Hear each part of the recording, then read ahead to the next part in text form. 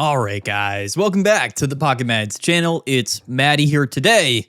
We're going to be talking about the best meta decks right now in Pokemon Pocket. A bit of a contentious topic, you know? I mean, Pulsing Aura has been out for a few days.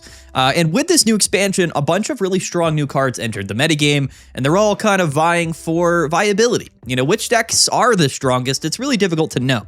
But I'm going to do my best to kind of explain this to you guys, but also, you know, give you fair warning as to which decks I think really do have potential as the weeks go on. That being said, this weekend is PMPT number 29, which should be the first really large tournament. There's been a couple, actually, of, you know, 100, 200 player tournaments, but this weekend should be sort of the first large tournament of this new season where we get a really good understanding, an idea of, you know, how these decks really perform in, you know, at a larger scale. So that being said, don't forget to register for PMPT number 29. Link will be down in the description below. And don't forget to tune in to the live stream with our, of course, our host, Jay Dankist. And I believe Tilly TCG might be hopping on the live stream this weekend. I'm going to hold him to it. Should be exciting, so definitely tune into that. Yeah, it's going to be a good one. But like I said, we just don't know. Like, we know some stuff, but the things, you know, things change so quickly, basically, early on in the season. A lot of information that we do have, so that's what we're going to talk about today. The first deck list that we are going to talk about is Sceptile, because I think that people's perception of Sceptile might be skewed a little bit. This is definitely a strong deck and a strong card.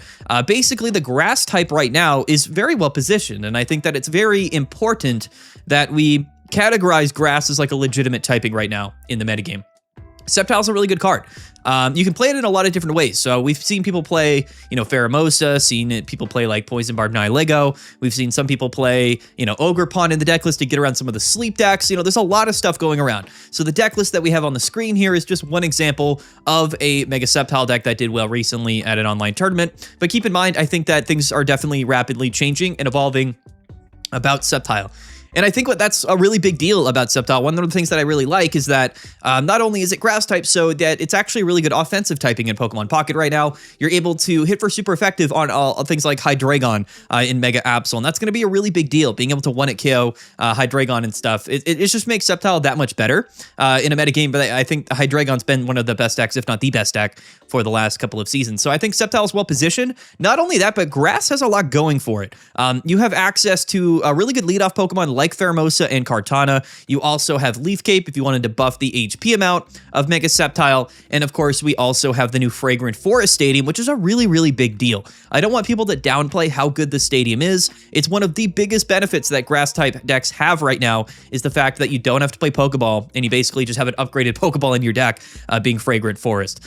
This deck list is pretty cool, and I like it because it's not playing Poison Barb Nihilego. We're playing Kartana and Pheromosa, which are two really strong options. Going to really boost our matchup into things like Hydreigon specifically, so this is more of a counter meta deck, but very consistent in the sense that, you know, Fragrant Forest and Cabby means that we're almost always going to be able to pull basic Pokemon out of our deck list. And that's what I like about this deck. You will find yourself sometimes not really able to commit energies in time to your active Kartana or Pheromosa, because Sceptile does take 2 energies and it takes Rare Candy. So sometimes you are a bit reliant on needing that Sceptile on turn 2. So it's an important aspect of this deck, because sometimes you realize, well, I can't actually even attach to my active because I went first and this Pokemon's just going to get KO'd on my second turn. So I'm just going to let it go down and commit those energies to Sceptile. That's a really big deal when you're playing this deck list, but, you know, Leaf Cape is a really big advantage. You could even throw in something like an Erica's in this deck list. Lily could fit in here as well, or you could play Lucky Ice Pops, because that's always a really broken card. The breakpoints this season are very interesting. I will say that 240 HP on Sceptile is a really big deal,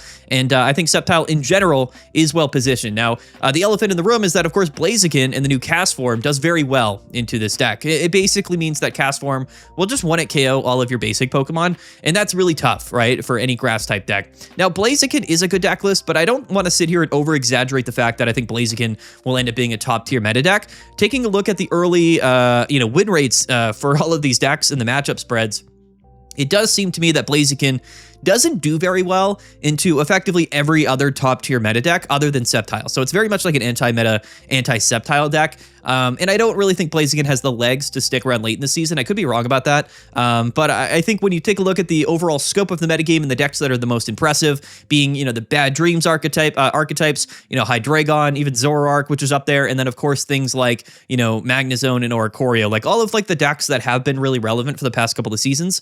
Suicune is another example. Sceptile Sceptile does pretty well into those matchups. So it's something that I really want to consider. I want people to understand that even though right now in this moment, Sceptile might not be doing extremely well, it's a totally solid deck list. And I think that it's going to be a lot more well positioned against the greater scope of the metagame as the season goes on. So that's why I wanted to open up talking about Sceptile. Again, maybe you cut the Kartanas and the Pheromosas. Maybe you play something else. Maybe you play Lilligant. Maybe you play Arboliva. I don't know. Maybe you play Ogre Pawn so you can get around the sleep stuff. Like, there's so many different things that you can play with the grass archetype. And I think that's a really cool, strategy. You know what I mean? Maybe you play Grovyle and Quick Growth Extract and Celebi. Like, we don't know. We just don't know. But Sceptile itself is a good card, and I think that it's going to be well positioned moving forward.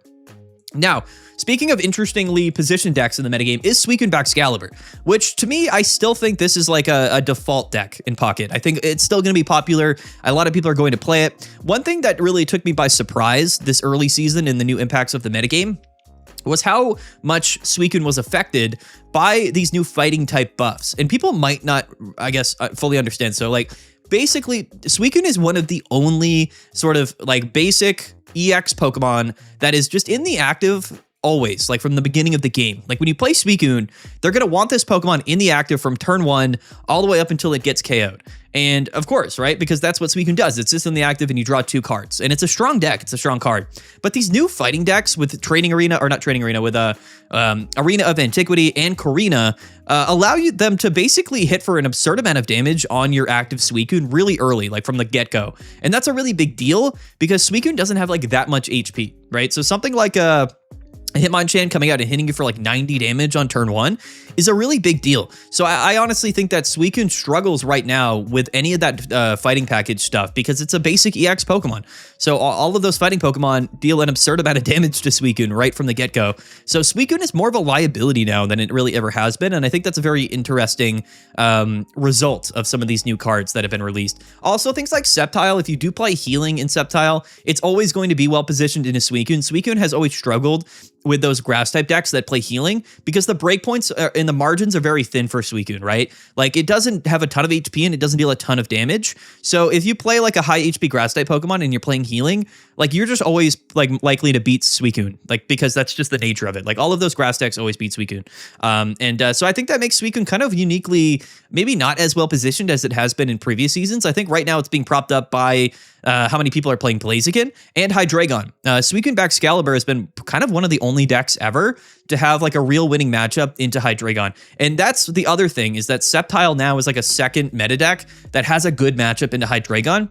And honestly, if you look at the past 3 seasons, Hydreigon hasn't had really bad matchups into anything other than Suicune and Baxcalibur. It kind of just beats most mega decks, but Sceptile is kind of the exception to that.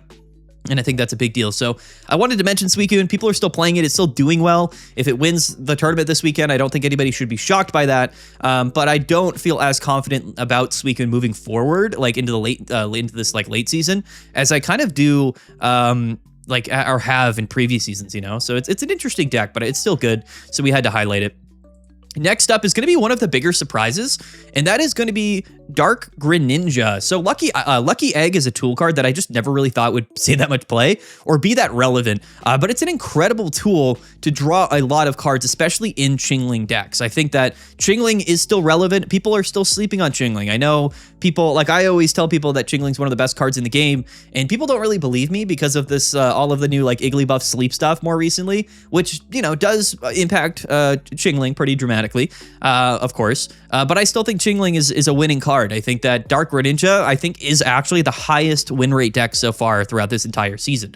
And I think Chingling is a big reason for that. I just think that Lucky Egg actually pairs really well with this deck, so I wanted to highlight that little tech in here. But yeah, Dark Greninja has been not only winning tournaments, but has been winning more on average than any other deck this season. And I think a big reason for that is the fact that Greninja and Cyrus is still a broken combo, and Chingling is still massively underrated. Chingling is underrated. When you pair it with Darkrai, it does mean that you can get around other baby Pokemon very easily. And that's just the truth about Chingling. Even if Chingling goes down, you can still get the item locked down. People don't understand. As long as you're stopping Hydreigon from going Rare Candy evolution on their second turn, you've already done the job. It doesn't matter if Chingling goes down immediately after that. You've stopped your opponent from popping off and outpacing you, and that's a big enough deal to where I think Chingling makes a lot of sense. Lucky Egg, unfortunately, doesn't work. I don't think if you go down to status conditions. If the Pokemon this card is attached is knocked out by damage, yeah. So if you go down to like a Nightmare Aura Ping or Darkrai Ping or Poison or anything, or Rocky Helmet damage, this Lucky Egg won't pop, so it's a little bit suspect, but it is still a really good card in this deck to draw extra cards, so I really like it. I really slept on deck. I genuinely think Chingling is really good. What's unfortunate is that hand disruption cards like Mars and Red Card are like the 25th, 23rd decks in people's decks right now, so they're not really seeing any play, and that's what's kind of tough about Chingling, is that it loves hand disruption, and there's just not much room in the game for hand disruption right now. But don't sleep on Chingling. I'm going to tell you this till the day I die. Dark Greninja, incredibly well positioned. Chingling, still one of the best cards in the entire game. And even though it might seem like there's a lot of stuff in the game that really disrupts Chingling, believe me, it's a really good card. You're also going to hit Riolus for weaknesses and stuff like that. Don't sleep on Chingling. Just stop sleeping on it. I don't want to hear the comments. I don't want to hear you guys say that Chingling's not that good, because trust me, it's good. Any deck playing Chingling right now is going to have a high win rate, and that's a bona fide fact. So shout out to Chingling and Dark Greninja, which, you know, is also kind of one of the OGs. A very interesting deck, kind of a control deck that we don't really, you know, we don't have many of them in Pokemon Pocket, and this is kind of like the only one, but I do like it. I think the high roll control is what we call this, and I think it's a really good deck and very well positioned currently in the metagame. Next up is going to be the new sort of Magnezone deck. I think when we take a look at average win rates, I believe Magnezone is right up there amongst the highest so far this season. The inclusion of Magnezone EX does give this deck a little bit more oomph, right? Like in matchups where, you know, maybe, you know, Oricorio isn't that particularly useful, and Magnezone, of course, doesn't deal a ton of damage. Like having an option now to have just like a big Pokemon deal a lot of damage with a lot of HP really does give Oricorio and Magnezone like a new win condition. You know, Oricorio Magnezone these days kind of does it all. Like if you really think about it, you have Oricorio, you have Magnezone for a single price attacker that can also sometimes be immune from damage. You've got healing in the deck. We've got Protective Poncho. We have Cyrus and Sabrina. It's a Lycia deck. We have Ogerpon to heal all status conditions. And of course, now we have Magnezone EX. So it's a deck list that is definitely still a slow roll type of deck. You know, Magnezone and Oricorio has never been a fast paced deck, especially in a metagame now with lots of fighting Pokemon and some of these decks being very fast-paced. You would think that Magnezone's not that well positioned, but the reality is it's actually still a really solid top-tier deck in the metagame. I don't think it'll be a runaway deck, but it's important that Oricorio is relevant in the metagame because it definitely adds a very healthy dynamic. I don't know if people really ever understand when I say that, but the overall health of a metagame is pretty much determined by if Oricorio is popular or not. And I think a lot of these mega decks really just can't deal with Oricorio. Look, a lot of these Lucario decks, especially the ones playing Hitmonchan, they can't get through Oricorio. Altaria can't, Sceptile can't, you know, Blaziken can kind of, but not really because Ogerpon and the burn. So I think that Oricorio is a really, really strong deck right now. I would not be shocked at all, no pun intended, if Oricorio ended up winning PMPT number 29 this weekend. I think the deck's been improved for whatever the reason. They just keep improving Oricorio Magnezone. I don't think the lightning type archetype is allowed to be anything other than that. Manectric just doesn't see that much play anymore. It's probably not even a bad deck, but there's just still too much fighting going around, and also things like grass decks with like all of the healing and whatnot might make Manectric a little bit tough. Lightning always struggled, of course, into fighting because of weakness, but it's also struggled into grass because we just don't deal that much damage. So anything like with high sustain we struggle with. Not a lot of Steelix in the metagame right now, but I assume this is a deck that also would struggle into Steelix. So definitely it's definitely relevant in the metagame, but it's not taking over like super dramatically. Any of these decks, if they were to win this weekend, would definitely cement themselves as like extremely popular decks. So we're gonna have to wait and see what happens, but I don't want to put any disrespect on Magnezone or Oricorio because the deck technically has been upgraded, and I think Magnezone EX is a welcome inclusion to this particular archetype. Next up, let's talk about Lucario. A couple of different Lucario decks out there. This one might make you cringe a little bit, but I think it is honestly the most successful Lucario deck out there. And to no surprise, I think Lucario in general is just a strong card, right? For the same reasons that Altaria is a strong card. It's a stage 1 Pokemon that can deal a lot of damage, has a good amount of HP at 190. The difference with Lucario as opposed to Altaria is that instead of just dealing like 130 for 2, Lucario can hit for 3 energies up to like 190 or even more, or no, about 190, right? So that's a more of a kind of a big deal, and it does improve your matchups into various different things because now you can just sort of 1-hit KO Pokemon, right? And even those stage 2 EX Pokemon Megas, you know, with the Igglybuff Darkrai chip damage, you know, when you're gonna deal with like a Sceptile or a Blaziken that might have 210 HP, maybe they giant cape it or whatever, and they have like 230, 240 HP, the Igglybuff plus Darkrai damage plus like a big Lucario swing at the end of the game for like 190 is going to be enough to just win games. So I think that's a really big advantage that Lucario has right now, is that you can play it with Greninja just like you play Altaria with Greninja. You can play it with Igglybuff Darkrai just like Altaria does. Lucario makes a lot of sense in basically all of the same ways that Altaria makes sense. And that's not, I know some people might think that's disappointing, but it's just sort of the reality of Pokemon Pocket, that there's just too many packages that are independent from typing. You know, and Igglybuff Darkrai is one of them. It doesn't matter what type of energy you play in the deck list, so you might as well kind of try it out with every single archetype. Theoretically, it would work with Sceptile. In fact, I think Sceptile would also be a really good inclusion for Sleep Darkrai. I think Lucario just has a little bit more of a benefit because, you know, it can fit in the deck exactly like Altaria does, except now we can come in and hit for 190 instead of 130. So that's going to just change some breakpoints. And like I said, from an average win rate perspective, Lucario, there's been so many different Lucario decks seeing play this season. Whether it's Hitmonchan, whether it's Rampardos or Donphan or Hitmontop or Greninja or Sleep Igglybuff, you know, this is, I think, the highest average win rate version of Lucario. And I think it's won the most tournaments. This deck is terrifying because not only is it like high roll coin flips with Sleep, but you know, like, no matter even what happens, even if the Igglybuff is completely useless and you can't put Pokemon to sleep because they have Ogerpon, you know, 2 or 3 turns go by and all of a sudden you got to deal with this Lucario that's about to hit you for your entire amount of HP. So it just kind of has it all kind of going. I think that as far as, you know, decks go throughout the season, it's going to be kind of tough to knock this one off of your pedestal. The only thing I can really think of is like Oricorio with Ogerpon, right? Because this deck literally can't do anything. We are playing the 20 damage Riolu. And I think that's enough because you are hitting for weakness on Oricorio. So Oricorio has to play some type of healing. And theoretically, Igglybuff is dealing 10 damage even without sleep if they have Ogerpon. But it's tough. I mean, it's going to be tough. I don't know really how many other decks are going to be able to deal with Lucario like that easily. You know what I mean? It's just a very impressive Pokemon. Karina and Arena of Antiquity are really big deals because it gives this Pokemon so much reach. So much reach. Even if we have 2 energies, you know, adding 50 damage to that 90 damage attack plus the sleep buff, you could bring Lucario in with 2 energies and still hit for 130 or 140. And that's going to be enough with a lot of the sleep pink damage, or you know what I mean? So it's really good. It's very, very good. Again, we're going to talk about Lucario all season in varying different ways. I think Lucario is a top tier archetype because the fighting support that we got in Pulsing Aura is so dramatic. It really is a big deal. This much damage, it's kind of incredible. Next up is Hydreigon. I think Hydreigon's still potentially the best Pokemon in the game, like strongest Pokemon in the game. It's a single prize Pokemon that hits for 130 damage, man. I do think it's important to note that things like Lucario and Sceptile, which are the kind of the new big inclusions to the game, can just one-hit KO Hydreigon, which is a really big deal. And then with Poison, like also Mega Absol is not really that safe. It's a little bit awkward because Sceptile is technically like 150 with weakness plus the Poison's 160.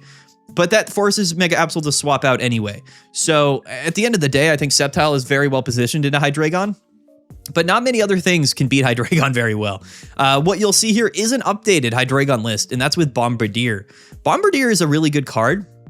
I think some people got confused in my last video when I was talking about how it's like Shaman, but you know what I mean? Obviously you wouldn't play Shaman in this deck because that's just the way it goes, especially with Zoroark, right? Because it needs dark Pokemon on the bench. But what I forgot to mention about Bombardier is that it attacks for 30 damage for 1 energy, which inherently is incredibly good. The fact that you can just want to KO a baby Pokemon or just hit for 30 damage for 1 energy is a big deal, but it also solves a lot of the common issues that we have with this deck, which is when you lead Absol, you're behind on the energy curve because you don't want to attach to Absol to retreat, right? And we used to play things like X-Speed in the deck because that was kind of a losing condition for Hydreigon. Not anymore. Not anymore. We got the bird, we got Bombardier, and now you can just retreat for free on all these Pokemon. Inherently a bit toxic. And I think this deck does exactly what it should be doing. You know, we got Rocky Helmet chip damage, Lucky Ice Pops to keep Hydreigon at high HP, and we high roll into Rare Candy and we pop off for a lot of damage. There you go. And that's an interesting thing to note. I think Hydreigon is kind of moving in this direction, which does kind of open things up for Chingling counterplay. And Dark Greninja traditionally has a really good matchup, I think, also into Hydreigon. Maybe not even. It may not. I think, honestly, it's probably just Suicune and Sceptile right now, but I think Dark Greninja definitely has some potential into this matchup. don't sleep on Hydreigon. It's still one of the strongest Pokemon in the entire game. You know, you got Mega Absol in there, which gets carried by Hydreigon, but it's not a terrible card.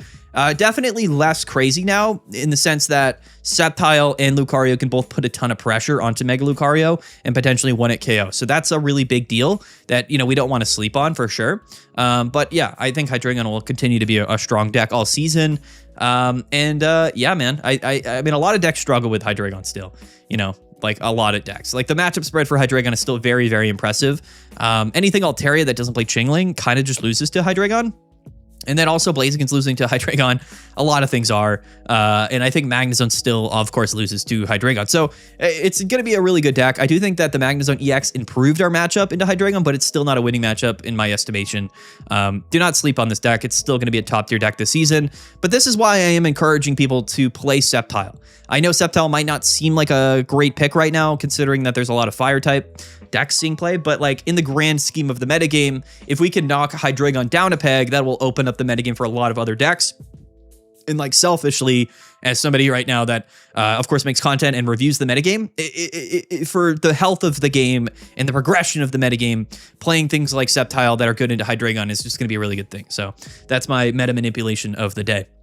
Next up, though, is Blaziken. We have a lot of decks that we're covering in today's video. Blaziken is good. I mean, it's better. I think Cast Form is just so good. It makes basically your grass matchup an auto win. Cast Form, if a stadium is in play, it's crazy because this deck only plays one Hiking Trail, which I don't agree with at all. I would definitely recommend playing double Hiking Trail. But yeah, this deck just plays only one Hiking Trail for whatever the reason. But 30 damage, and then if your opponent's active Pokemon, or if you have a stadium in play, then it also burns. And burn is really good because it's a coin flip for extra 40. Like, I don't know if people fully remember how burn works, but like the first burn is guaranteed. So you're going to take 20 damage, and then you might take another 20 damage if you miss the coin flip and then you end your turn. Like, you know what I mean? So now keep in mind, there is Ogerpon still, and there's like PCLs in the game and Big Malasada and whatnot. So you can cure status conditions fairly easily. But Cast Form really, really is incredibly good into all Sceptile decks because they like to lead like Kartana or Pheromosa or Trico, of course. And you're going to KO all of those Pokemon with Cast Form and Burn. So that's why you should probably play double stadiums. This deck is a little bit suspect. I didn't even notice when I picked this up, but that's my recommendation. Still playing one Tongue Whip Heatmore and one Cyrus. Maybe that's fine as well. But I think Blaziken is a good deck. But when you take a look at its win rates really across the board, Blaziken just isn't really winning into like almost anything that's not Sceptile. I think so. Like you're losing to, I think every single deck that's not Sceptile, I'm pretty sure has a winning matchup into Blaziken. So I wouldn't really recommend this in the greater scheme of the metagame. Like by the time this weekend rolls around, I don't know if Blaziken will really see that much play. In fact, I'm still putting more stock into Charizard. I don't even know if we have Charizard for this video. I don't think we do. But honestly, like as the season goes on, I think Mega Charizard Y is probably still your best option because you can just KO Mega Pokemon. And I think Mega Pokemon are going to be very relevant this season. So that's my feelings about Blaziken. I know a lot of people are like all on the Blaziken train because it just beats Sceptile for that one matchup. But that's not enough to keep Blaziken relevant in the metagame. And all you're doing is hard countering a Hydreigon counter, which is effectively toxic for the metagame. So basically, my other meta manipulation would be to not play Blaziken unless you want Hydreigon to win tournaments. That's genuinely a fact. You also lose to Suicune, so RIP Blaziken. Next up is Zoroark. Here's a very interesting deck. I don't know if this will really take over for Hydreigon. It'll be interesting to see. You know, its matchup spreads are also a bit similar. You are going to get one KO by Sceptile, which is another really awkward part about Zoroark. But into the right matchups, this deck list is incredibly good. Very, very fast-paced. It reminds me a bit of Hydreigon, but it's more like Manectric. What's really cool about Zoroark is that it's a new dark deck that is meta-viable. It's a weird deck, though, because in tournaments, it either does nothing or it's like really at the top of the standings.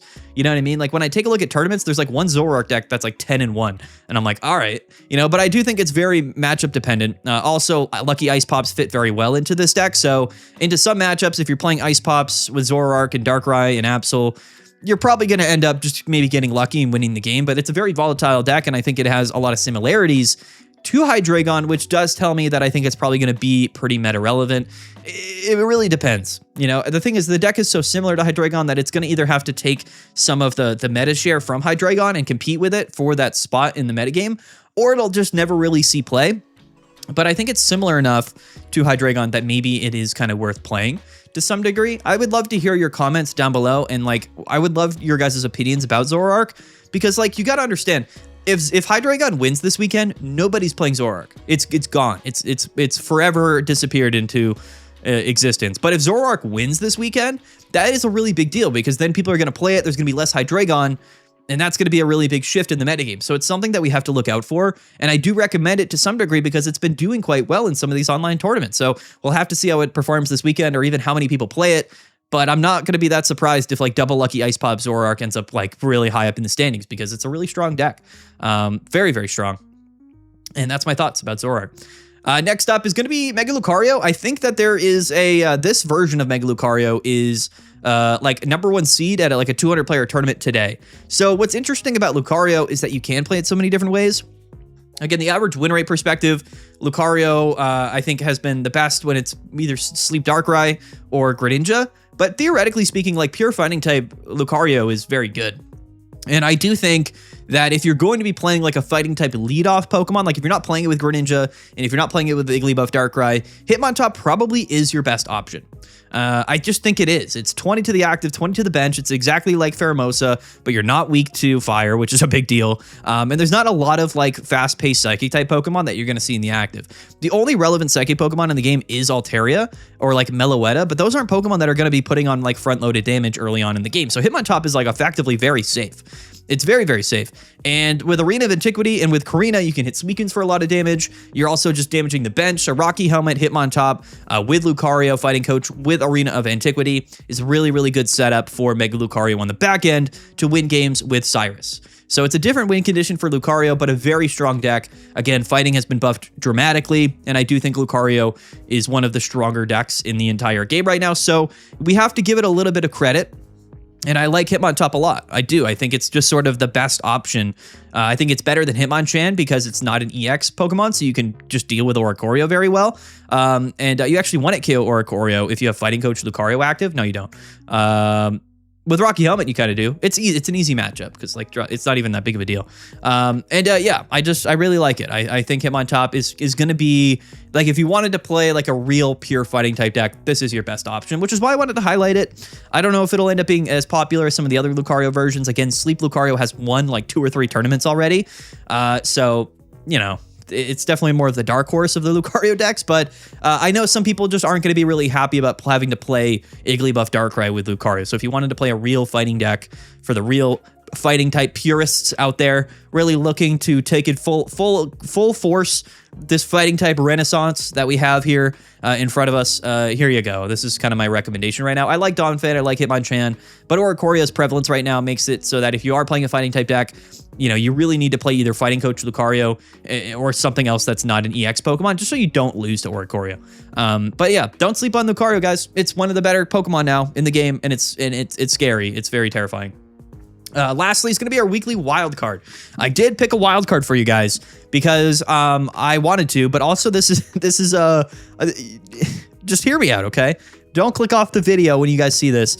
The weekly wild card this week is going to be Inteleon. This deck is absolutely sauce. I checked into a tournament today because I've seen a little bit of this deck floating around. I didn't really know what to think about it, but I did see somebody go like 5-0 to open up a 200 player tournament today. And this is going to be Inteleon with Mewtwo with Innards Out. It's a really fun deck. Rocky Helmet Mewtwo is a really aggressive frontline Pokemon, and then on the back end, you got the Drizzile and Inteleon line to just deal a bunch of active Pokemon damage, and that's all this deck does, quite frankly, is it just sort of sits there. You got to KO 3 Pokemon, which quite frankly is quite annoying, and it's going to just kind of like load up on you. You're going to just take a lot of damage. I think Inteleon is very slept on.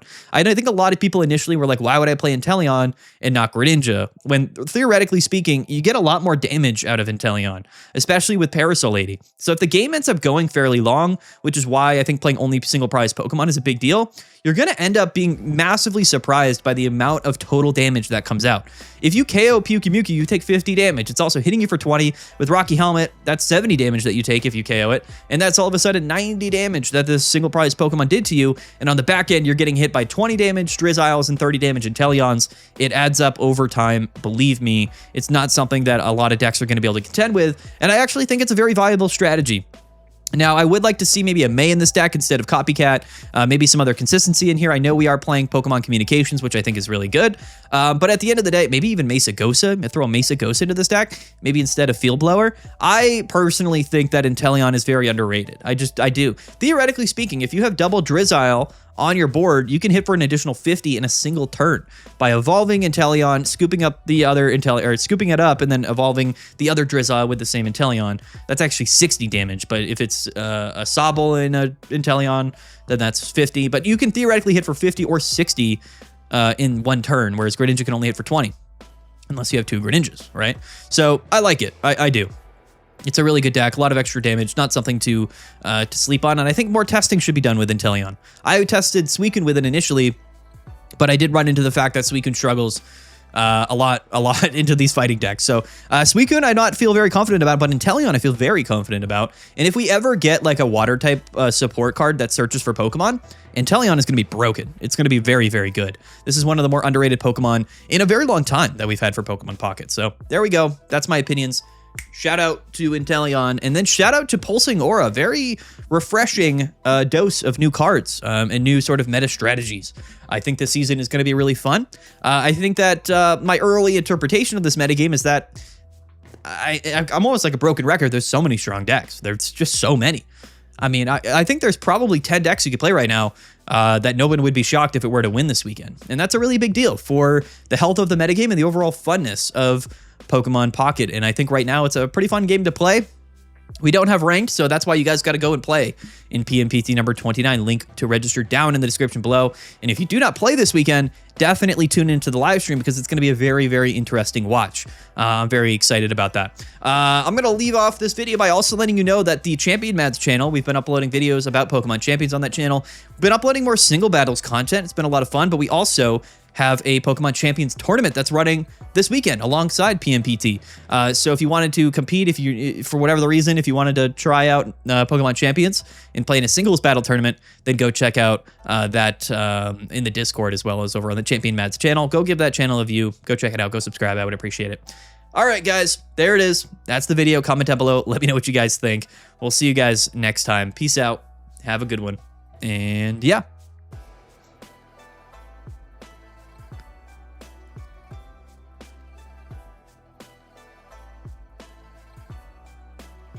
Bye.